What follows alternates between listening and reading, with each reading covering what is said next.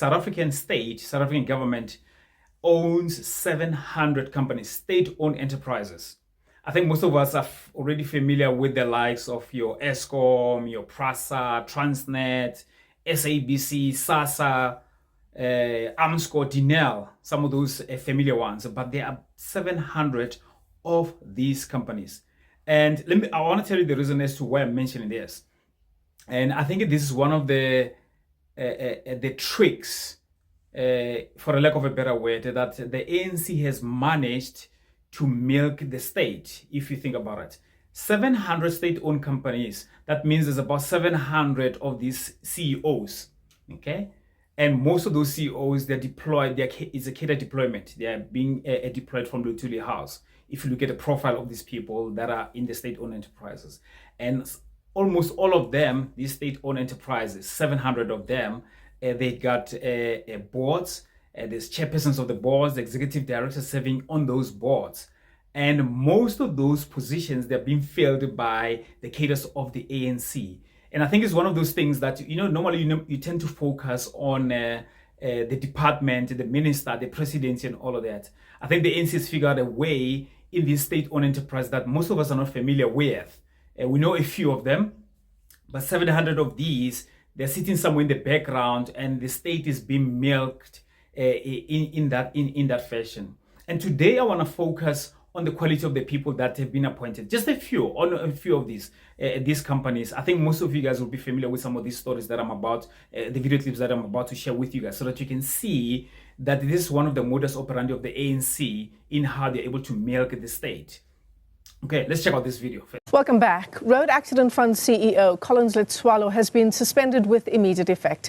He was placed on special leave amid an ongoing SIU investigation into claims of financial mismanagement and corruption. Letsoalo is accused of being involved in a controversial 79 million rand lease deal for offices in Johannesburg. A preliminary report by the SIU found that he interfered with the procurement process by overturning a bid committee's recommendation to favour Moana Properties, a losing bidder linked to the government employees pension fund. Putatetso Lukwereni will serve as the acting CEO during this time. The first thing I asked him was, why do you hate me so much? Hello, nice to meet you. Finally, in person, yeah. Yeah, in person. No, that's a very strong word. That's a very strong word. There was another strong one like that. And he says, no, I don't hate you. I've been writing about like Montana, Brian Molefe. It's not hate. And I said, but to me, it feels like it.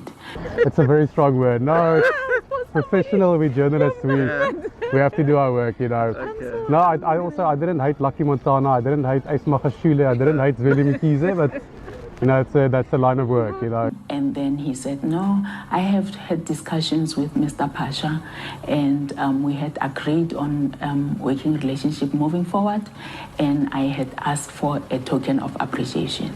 And I said, I don't know anything about that. Maybe let us call Mr. Pasha then to come back. So you were saying there's an agreement you discussed as a way forward. So I said, we must bring you back so that we are all on the same page. And I told him you did break me. But then maybe because we are here together, let's go on the solidify. So the token of appreciation would have been the money we spent. I don't know. At that point, I don't know. Remember, he said, we talked about the token of appreciation. And I said, I don't know anything about that. Let's call Mr. Pasha. I would argue that I was set up. And one of the elements I said, look, I think going forward we'll be able to just bring token of goodwill, and then you can also look at the portfolio. Maybe you can have one or two people who are very experienced in the construction. So what did you bring today? 60. I brought about 60, yeah. So through your family trust or foundation, right? In a statement you say you knew nothing about the 60,000 rand. I was never part of a token of appreciation or a bribery, or I never went there with the intention to bribe anyone. So what did you bring today? 60. I brought about 60, yeah. 60, okay. Okay, I was not sure. Yeah. Well, he asked me, I also said, because I also can't discuss this thing on the phone with Sure. A 60,000 Rand cash offer, promises of lucrative tenders, and Tebogo Malaka's desperate pleas for me to drop my investigation into her affairs. Peter, I'm 55 years old. Okay, sure. I'm not young. Yeah, you look a bit younger.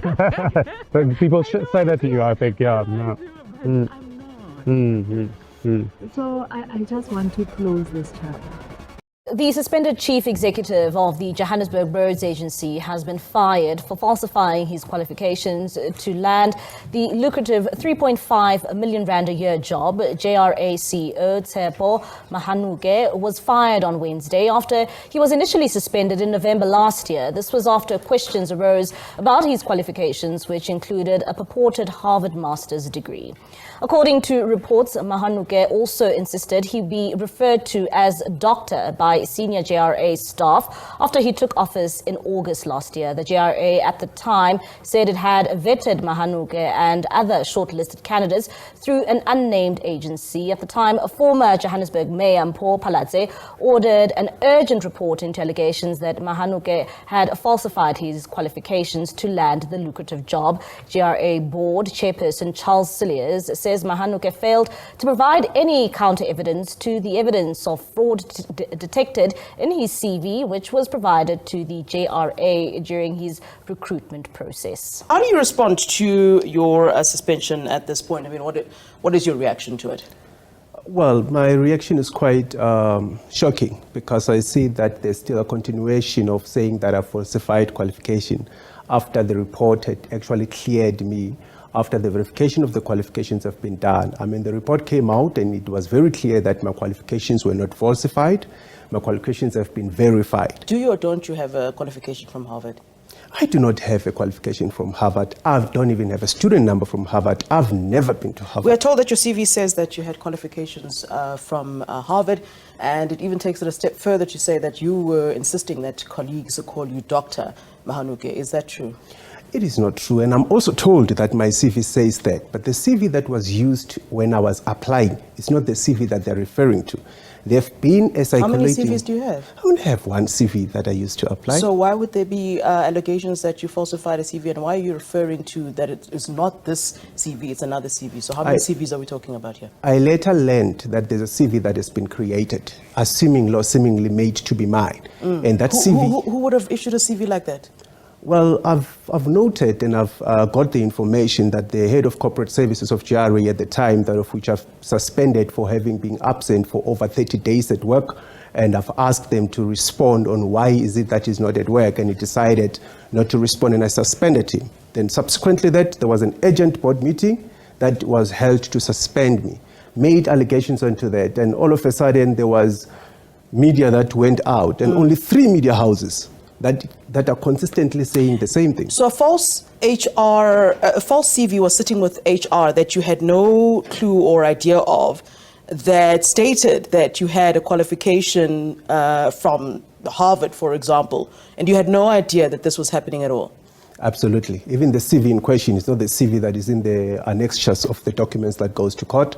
It's not, that CV does not even have my contact details. That CV does not even have anything that I claim to actually have. Okay, let's talk about what qualifications you actually do have then.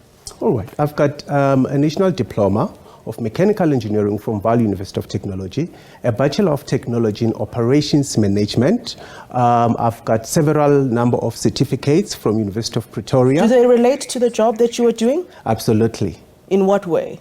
In a way that the job advert required at least a bachelor's degree or a BTech degree in operations management, that of which I had that particular degree. It required a particular experience, and of which I had that particular experience.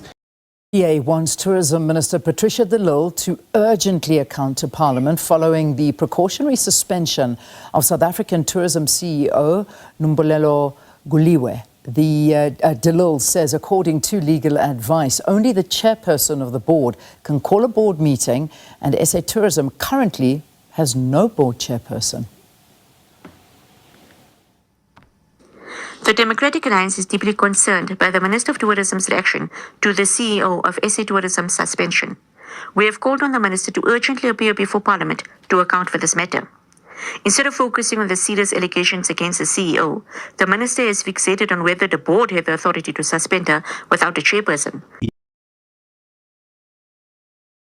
Besisiwe Memela Kambala, the CEO of the South African Social Security Agency, Sassa, has been placed on precautionary suspension pending the outcome of an investigation into her appointment. The announcement was made on Tuesday by the National Minister of Social Development, Nokuzola Tolashe.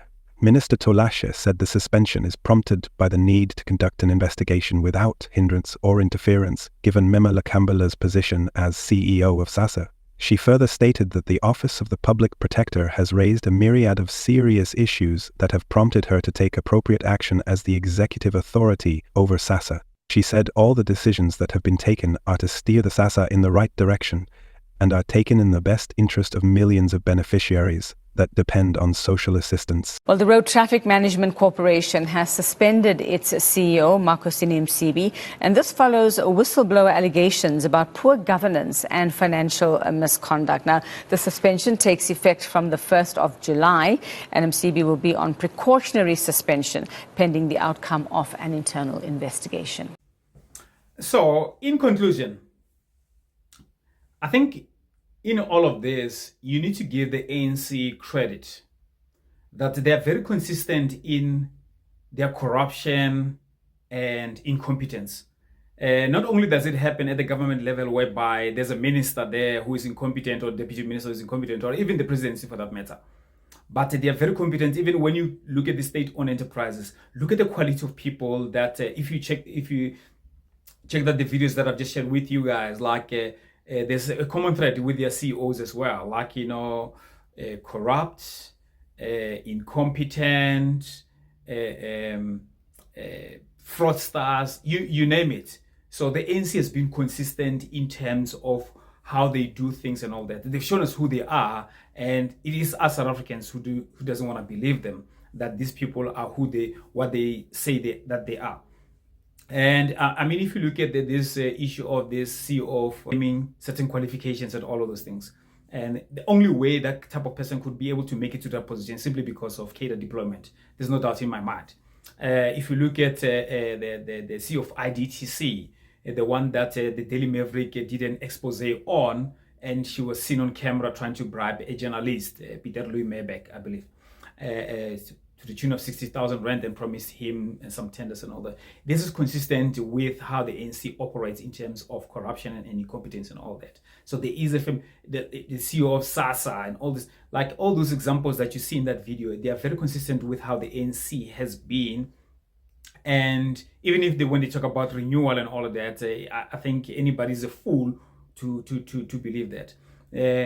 But the point of emphasis for me is this, that I think we need to also pay special attention, not only to, I know we focus a lot more on the government side, the ministers and all these things, but we need to focus on this, because this is the heart of cadre deployment, because that's where the tenders are being adjudicated.